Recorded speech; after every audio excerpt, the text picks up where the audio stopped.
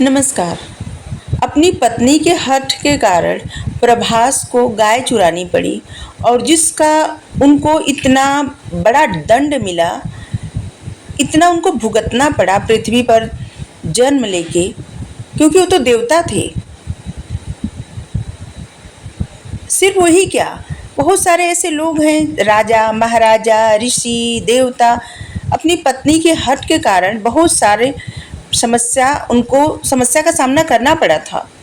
जैसे यहाँ तक कि भगवान भी, जैसे एक बार लक्ष्मी माता, सरस्वती माता और पार्वती माता हट कर दी कि वो जाके माता अनसुईया की परीक्षा लें भगवान, और जाके लेते हैं जहाँ पे वो बाल रूप में हो जाते हैं।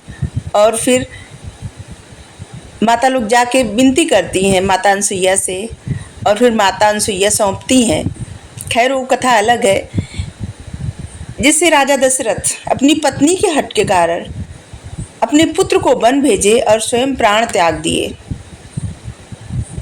और राजा पांडु अपनी पत्नी के हट के कारण ऋषि और ऋषि पत्नी की हत्या कर दिए, क्योंकि वो बाघ को मारने गए थे, भोजन को छोड़ के भोजन करने जा रहे थे, और उनकी पत्नी माद्री उनसे जिद करने लगी बाघ का छाल लेने के लिए, और वो बाघ को मारने के लिए दौड़े और तीर चला दिए ऋषि और ऋषि पत्नी पर, और जिसका उनको श्राप भी मिला और दंड भी मिला। अगर वो जीवित रहते तो शायद महाभारत न होती। खैर, यहाँ पे हम बात कर रहे हैं प्रभास की और उनकी पत्नी की। एक बार 8 वसु अपनी पत्नियों के साथ ऋषि वशिष्ठ के आश्रम में आए, और वहाँ अलौकिक शांति थी। वहाँ की छवि देखती ही बनती थी, इतना सुंदर था सब कुछ। वहाँ का वातावरण अद्भुत था। वसु और उनकी पत्नियां देर तक आश्रम में एक एक चीज को देखती, प्रत्येक वस्तु को देखती, और वहाँ का सुंदर वातावरण को निहारती रहती। आश्रम की यज्ञशाला, साधना भवन, और जहाँ पे शिक्षा दी जाती थी, जैसे स्नातकों का निवास आदि, सभी स्वच्छ सजे हुए और सुव्यवस्थित थे। उनको देख करके उनको बहुत प्रसन्नता हुई। बड़ी देर तक वसुगण ऋषियों के तप, ध्यान, दर्शन और उनके जीवन की व्यवस्था की चर्चा करते हुए प्रसन्न होते रहे। इस बीच वसु प्रभास और उनकी पत्नी आश्रम के उद्यान भाग में चले गए और वहाँ पे टहलने लगे। वहाँ ऋषि की कामधेनु नंदिनी हरे पत्ते की घास चर रही थी। गाय की अद्भुत सूरत थी, गाय की भोली आकृति, धवल वर्ण। प्रभास पत्नी को यूं भाग गए थे जैसे उसे पाने के लिए व्याकुल हो गई। उन्होंने प्रभास को कहा कि हे स्वामी, नंदिनी को हमें दे दीजिए, हमें नंदिनी चाहिए। हम नंदिनी पर मोहित हो चुके हैं और मेरा मोह नंदिनी से नहीं छूट रहा है। मुझे इस गाय से आसक्ति हो गई है, मुझे अब एक गाय चाहिए, ले चलिए अपने साथ इस गाय को। प्रभास बोले कि देवी, औरों की वस्तु कितनी भी प्यारी रहे, लेकिन उसे लेना मतलब लोभ होता है, और लोभ करना देवताओं को शोभा नहीं देता।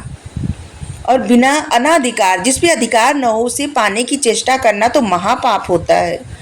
उस पाप के फल से मनुष्य, देवता कोई भी नहीं बच सकता, क्योंकि ब्रह्मा जी ने कर्मों के अनुसार ही सृष्टि की रचना की है।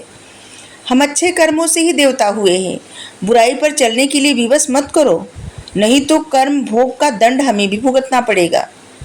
हम देवता हैं इसलिए पहले ही अमर है। नंदिनी का दूध तो अमृत के लिए ही है, इसलिए इससे हमें कोई लाभ तो है नहीं, तो फिर क्या फायदा ले चलने का? इससे कोई प्रयोजन तो सिद्ध नहीं होता। प्रभास ने अपनी पत्नी को बहुत समझाया और सब प्रकार से समझाया, पर वो न मानी। उन्होंने कहा, ऐसा मैं अपने लिए तो नहीं कर रही हूँ। मृत्युलोक में मेरी एक सहेली है, मैं उसके लिए ऐसा कर रही हूँ। ऋषि भी आश्रम में नहीं है, इसलिए शीघ्र करिए और गाय को ले चलिए, मेरे साथ ले चलिए गाय को। प्रभास ने बहुत समझाया कि देवी, चोरी और छल से प्राप्त वस्तु को परोपकार में भी लगाने से पुण्य फल नहीं मिलता। परोपकार में अगर लगाना हो, दूसरों का उपकार करना हो, तो जो वस्तु अपने पास हो उसे दे करके, न कि किसी की चोरी करके या छीन के लेके दूसरे को दे दे। इससे कोई पुण्य फल नहीं मिलता। अनीति से प्राप्त वस्तु द्वारा दिया गया दान और धर्म से शांति भी नहीं मिलती, इसलिए तुमको यह जिद छोड़ देनी चाहिए। लेकिन वसु पत्नी समझाने से भी न समझी। प्रभास को गाय चुरानी पड़ी। थोड़ी देर में ऋषि वशिष्ठ आश्रम लौटे। जहाँ भी गए थे वहाँ से वापस आश्रम आए। गाय को वहाँ पे न पा करके उन्होंने पूछताछ की। किसी ने उसका आता पता नहीं बताया, क्योंकि कोई नहीं जानता था। ऋषि ने ज्ञान के द्वारा अपने थर्ड आई चक्रा से, ज्ञान चक्षु से देखा कि वसुओं की करतूत मालूम पड़ गई कि गाय ले गए। देवताओं के इस उद्दत पतन पर शांत ऋषि को भी क्रोध आ गया, जबकि ऋषि वशिष्ठ क्रोध नहीं करते थे, बहुत शांत रहते थे।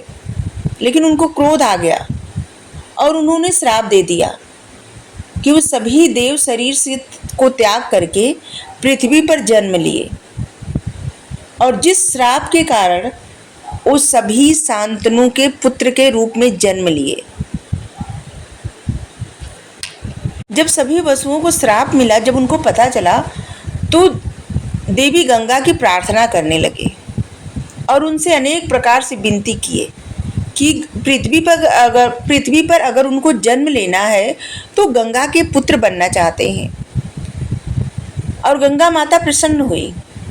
और एक बार क्या हुआ, स्वर्गलोक में देवी गंगा आई, ब्रह्मा की पुत्री हैं, और उनको शांतनु देख रहे थे एकटक, और जिससे क्रोधित होकर के ब्रह्मा जी श्राप दे दिए गंगा जी को और शांतनु को भी, और जिससे पृथ्वी लोक पे आए और उन लोगों का विवाह हुआ और 7 संतानें गंगा में बहा दी थी। गंगा ने गंगा जी में ही बहा दी थी। क्योंकि सभी वसुओं ने प्रार्थना की थी ऋषि से भी कि वो अपना श्राप वापस ले ले, लेकिन ऋषि ने कहा कि श्राप व्यर्थ नहीं हो सकता, और इसीलिए 7 वसु जिनकी ज़्यादा गलती नहीं थी, उनको तत्काल मुक्ति, मतलब वो जन्म लेते ही उनको मुक्ति मिल जाएगी, ऐसा ऋषि ने कहा था। लेकिन अंतिम वसु जो थे वो प्रभास थे, उनको चिरकाल में रह करके, शरीर में रह करके कष्टों को भुगतना पड़ेगा, ऐसा उन्होंने कहा था, श्राप दिया था। और इसी कारण 8 वसु क्रमशः महाराज शांतनु की पत्नी गंगा के उदर से जन्मे। 7 की तो तत्काल मृत्यु हो गई, पर 8वें वसु प्रभास को पितामह के रूप में जीवित रहना पड़ा, क्योंकि वो गंगा जब जन्म लिए थे और जब गंगा जी गंगा में प्रवाहित करने जा रही थी, तब उनको शांतनु टोक दिए थे और वो अपने पुत्र को दे दी। वो बताई कि अभी इनका मुक्ति का समय नहीं आया है, ये पृथ्वी लोक पर अभी रहेंगे, और फिर बड़ा करके उनको देती हैं। एक ऐसे इंसान बन के रहते हैं जिनको ज्ञान दिए रहते हैं बृहस्पति, और युद्ध कला में वशिष्ठ जी से, विश्वामित्र जी से, यहाँ तक कि वो परशुराम जी से भी शिक्षा लिए रहते हैं, सभी से शिक्षा लिए रहते हैं। देवव्रत इतने गुणी, इतने निपुण, अद्भुत महान योद्धा, उनको कोई भी हरा नहीं सकता था। अगर शिखंडी नहीं आते तो भीष्म को पराजित करना नामुमकिन था, क्योंकि शिखंडी उनके नज़र में स्त्री ही थे।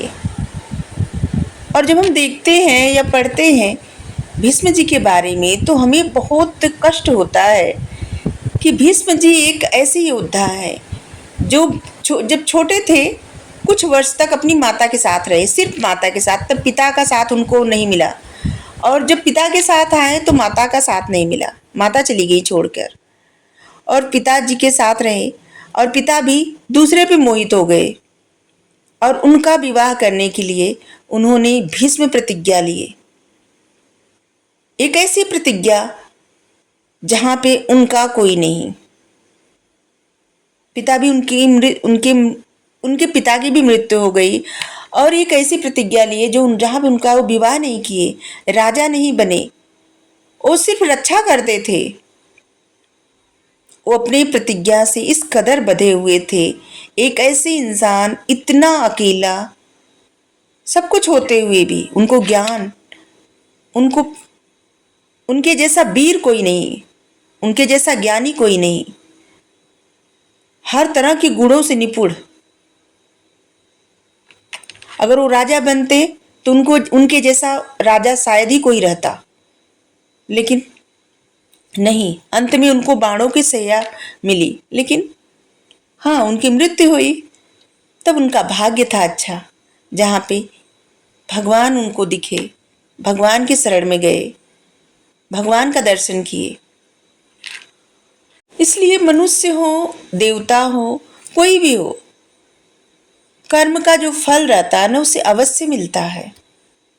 कोई भी इससे अछूता नहीं रहता, कोई भी नहीं।